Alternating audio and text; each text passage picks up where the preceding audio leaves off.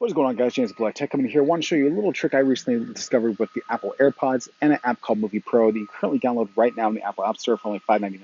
Now, I think if you want to record videos and you actually like to basically use a little mic to kind of get a little bit of better audio and you don't really care to use the built-in mic into your phone, this is a neat little trick. And this not only can be used with AirPods, this can be used with any Bluetooth headset.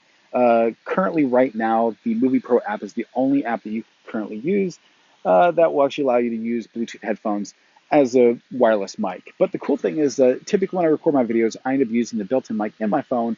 And then obviously, the further away you are from the mic, the less you can hear me. But the cool thing is, as I move way further and further away from the phone, you can still hear me as if I'm standing right next to it. I'm not facing the mic, as you clearly tell. I'm walking away.